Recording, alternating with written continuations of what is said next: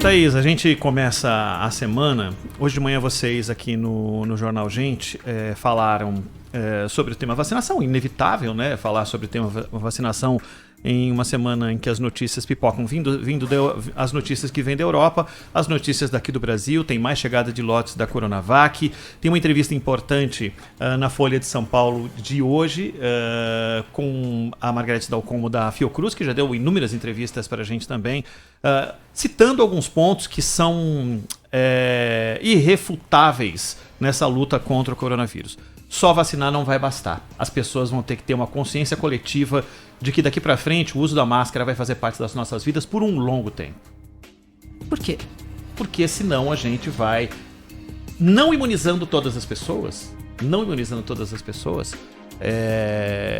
e não teremos vacina para todos. Você provavelmente não se vacinará gratuitamente no primeiro semestre, pelo menos. E uma grande possibilidade de não se vacinar no ano de 2021, pela lógica. Se você não se prevenir ou não prevenir as pessoas que estão em volta de você, talvez o processo de vacinação seja menos eficiente do que poderia ser.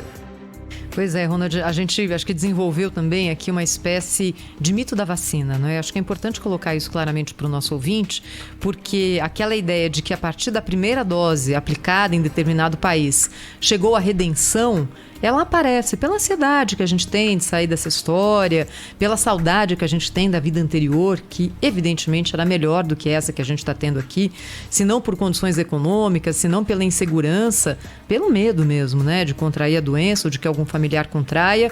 A gente criou esse mito de que uma vez chegada a vacina, virada a página e vida que segue. E vai ser assim em algum momento. A questão é em que momento, não é?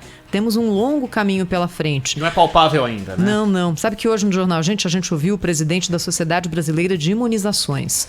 Ele é um médico pediatra de Porto Alegre e faz parte dessa entidade que congrega centenas de médicos, de cientistas que estudam vacinas. Foi muito interessante porque é a matéria-prima do trabalho dele, não é?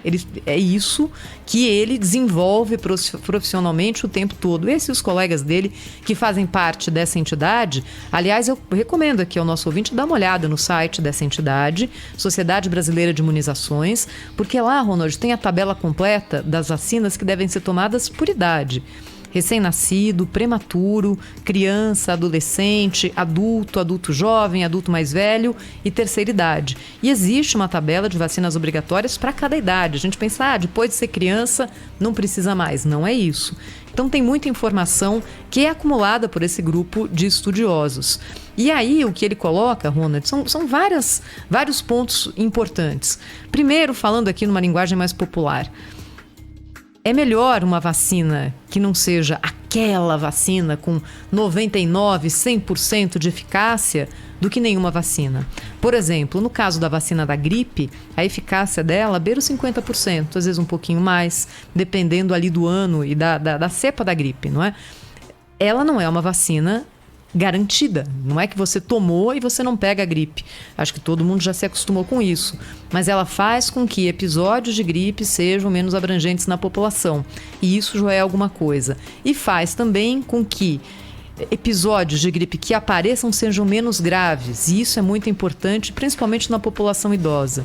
Eu estou falando isso aqui porque nós tivemos, agora há pouco, uma declaração do presidente Jair Bolsonaro dizendo o seguinte: os laboratórios têm que procurar o Brasil, não é o contrário. Quer ouvi-lo?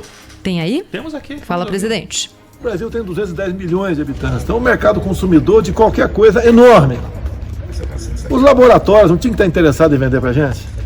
Por que eles, então, não apresentam documentação na Anvisa? Verdade. O pessoal diz que eu tenho que ir atrás. Não. Quem quer vender, se eu sou vendedor, eu quero apresentar. E aí é o seguinte, não é, Ronald? É verdade. Nenhum laboratório, até agora, apresentou na Anvisa o pedido oficial para poder comercializar vacina ou aplicar vacina no Brasil, se fizer parte de um programa nacional de imunização. Zero. Nem Pfizer, nem o laboratório chinês da Coronavac, nem a Universidade de Oxford, que está dentro de um órgão federal, que é a Fiocruz. Ninguém pediu até agora. Então, enquanto não houver o pedido, a gente está aqui discutindo quase sobre o nada. Há uma diferença, não é, Ronald? Nós tivemos alguns países investindo pesado em pesquisa de vacina. Os Estados Unidos colocaram milhões de dólares em pesquisa, por exemplo, da Pfizer. E aí a vacina saiu. É claro que o país vai ter preferência na hora de receber vacina. Isso foi ele que bancou a pesquisa. Por isso que as doses já são mais abundantes hoje nos Estados Unidos. Alguns países têm laboratórios nacionais. Você deve ter acompanhado o que aconteceu na Alemanha. Os alemães ficaram ali indignados, porque a Pfizer é um laboratório alemão, ele é um orgulho da nação, e a vacina estava sendo aplicada no Reino Unido e não na Alemanha. Então é a mesma coisa que você ter uma super empresa brasileira, aquele orgulho, sabe? A Petrobras fabricar combustível, no Brasil não tem combustível porque a gente está vendendo para a Argentina. Fazendo ali uma analogia meio tosca. Que não é muito tosca. distante da realidade? Não é tão distante assim da realidade? É isso. Então, alguns países conseguiram isso porque financiaram pesquisas, outros estão conseguindo porque tem um poder de barganha muito forte financeiro na negociação com os laboratórios. Outros países mudaram as suas legislações para atender os laboratórios. O laboratório hoje ele tem a faca e o queijo na mão. Ele tem aquilo que todo mundo quer, que é a vacina. Ele tem menos vacina do que a vacina que é procurada, evidentemente. Quem vai levar essa vacina? Quem oferecer melhor condição, quem tiver tido uma negociação prévia, quem tiver algum tipo de relacionamento prévio com esse laboratório. É essa a questão. Então, em tese, essa linha do tempo colocada pelo presidente Jair Bolsonaro é verdade. Se não estivéssemos nós numa pandemia, o laboratório vem aqui, pede para a Anvisa analisar, ela analisa direitinho, com calma, permite, vida que segue. No meio de uma pandemia não é assim, porque estamos sendo atropelados nesse momento por países que têm mais potencial financeiro e relacionamento mais duradouro com laboratórios.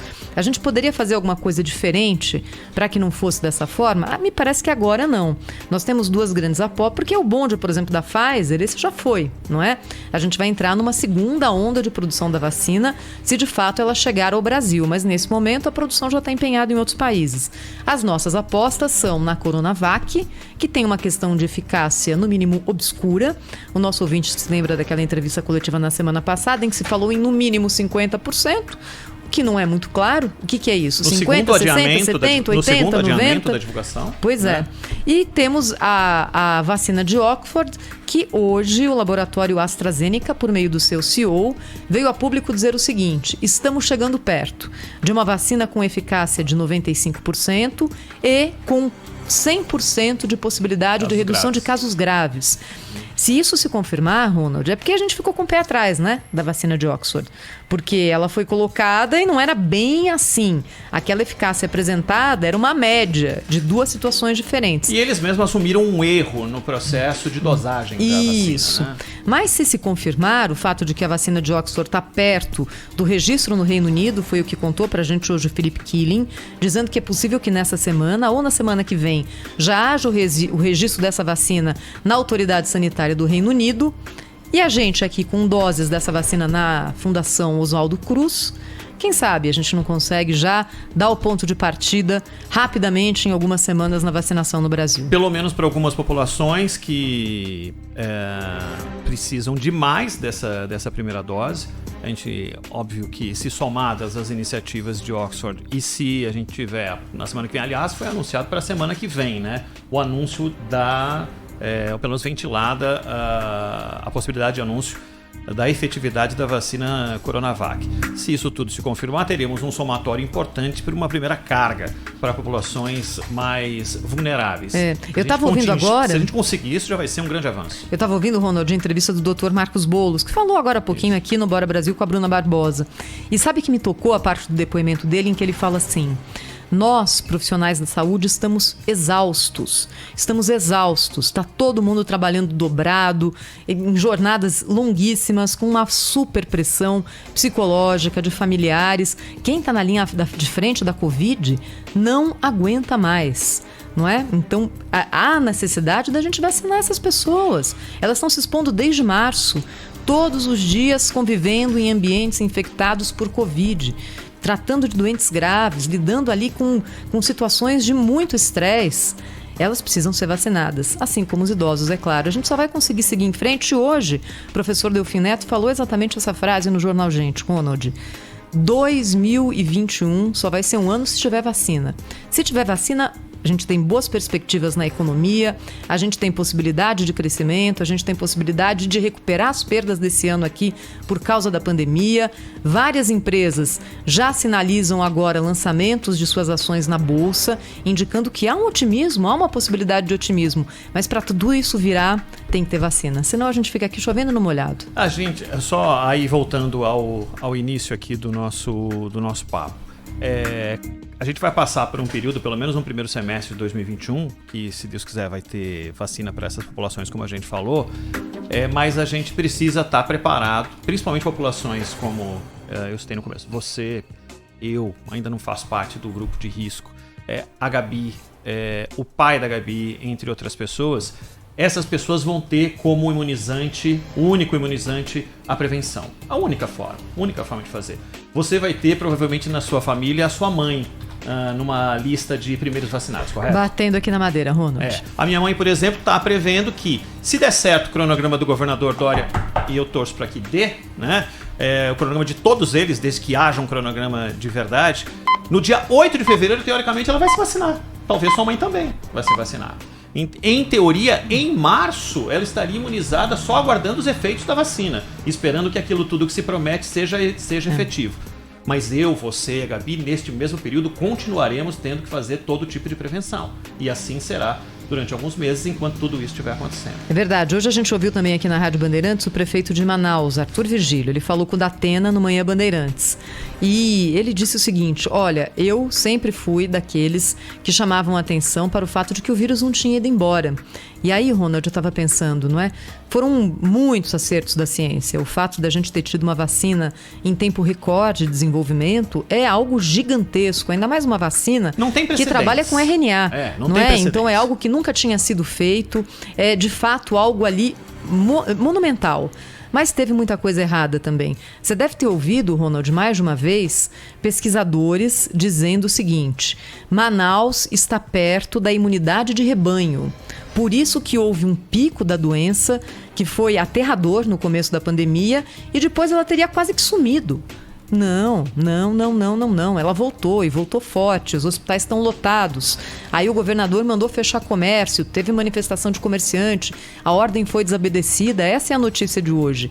Então, quando a gente viu vários cientistas dizendo que Manaus havia se aproximado da imunidade do rebanho porque a doença tinha se espalhado muito rapidamente e as pessoas haviam desenvolvido anticorpos e por isso a pandemia lá seria muito mais fraca, não era verdade, não é? Se confirmou. Toda vez que você ouvir falar no Brasil de imunidade de rebanho, tome cuidado, porque isso ainda, enquanto não tiver. E outra, e nem queremos, não é, Ronald? Porque vai ser com um preço gigantesco. O preço que se paga por isso. Enquanto nós não tivermos números que estejam vinculados a institutos da mais alta tecnologia e ligados à ciência, a gente não pode dizer que em nenhum lugar está com imunidade de rebanho confirmada. A gente precisa, antes disso tudo, a vacina para evitar o mal maior provocado por uma contaminação da maneira como está acontecendo no norte do Brasil. Quero agradecer aqui você que está mandando mensagem. Tem uma segunda sonora do presidente Jair Bolsonaro. Lembrando, o presidente Jair Bolsonaro, que horas que é o bate-bola que vai rolar? Era 4 da tarde? Na Vila Belmiro tem um jogo Natal Sem Fome. Ele disse que vai estar lá, em Santos. Ele já está no litoral, já está em São Paulo. Vai passar o Réveillon naquela base aérea do Guarujá, né? Isso. É o lugar que ele mais ficou fora de Brasília, né? Saindo 4 da tarde, né, Gabi? Isso, esse jogo. Será que ele joga? Será que ele vai entrar em campo ou vai só dar o pontapé inicial? Não sabemos, a gente vai saber logo mais. O fato é que o presidente também falou a respeito da liberação da grana para a compra da vacina e a influência do governo na Anvisa. Falei que não estava preocupado com pressão. Falei mesmo. Porque nós temos que ter responsabilidade. Certas coisas não podem ser correndo, pô. Nós estamos mexendo com a vida do próximo. Agora, se eu vou na Anvisa, que é um órgão de Estado, corre aí, não sei o que lá, eu estou interferindo. Órgão de Estado, não órgão de governo, para que fique bem claro, desde sempre foi dito, mas é sempre importante reforçar isso. É verdade, e nisso o presidente tem toda a razão, ele não pode interferir na Anvisa, a Anvisa tem que ter independência para tomar as suas decisões e também o seu tempo, não é? A gente torce para que esse tempo seja o mais breve possível, com segurança. Tem uma outra questão ligada à vacina, não é, Ronald? E essa ainda é um pouco obscura, e hoje o nosso entrevistado no Jornal Gente, o presidente da Sociedade de Imunizações, nos dizia que isso não é 100% claro, porque muitos dos contratos firmados entre laboratórios e governos não são contratos públicos, eles têm algumas cláusulas sigilosas, e isso é permitido, que é o fato de alguns países terem adaptado a sua legislação para que os laboratórios se interessassem pelo mercado consumidor, dando ao laboratório uma garantia de que, como a vacina ainda está ali em fase quase experimental, apesar de já ter passado pela fase 3, mas pulando, no mínimo, tempo, que o laboratório não seja processado. Uma então é também portas, sobre isso, né? É também sobre isso que o presidente da República fala nessa declaração. A gente já mostrou aqui para o nosso ouvinte, Ronald, na Inglaterra, o Philip Killing mandou para a gente o formulário que cada paciente tem que assinar antes de tomar a vacina. Tá ali mesmo. É termo de consentimento para vacinação contra a Covid. Eu declaro que estou ciente de que blá, blá, blá, blá, blá, blá, por causa de algum tipo de reação adversa, de contraindicação. Isso não está 100% claro. Se tem uma vantagem, não vamos dizer que é vantagem, mas pelo menos é algo concreto no fato da gente ainda não estar vacinando o brasileiro e outros países sim, é que a gente vai ter uma noção mais clara de reações adversas, que até agora são muito poucas. Aliás, teve um caso que não é de reação adversa, mas é uma reação adversa pelo excesso de vacina. Foi na Inglaterra? Foi no interior da Inglaterra ou da Alemanha? Caramba, eu li agora a notícia, agora há pouco. Não vi essa história, que num não. asilo houve uma superdosagem em idosos. E eles tiveram que ser atendidos porque aplicaram mais de uma vez a mesma vacina nesses idosos. Vou lembrar aqui.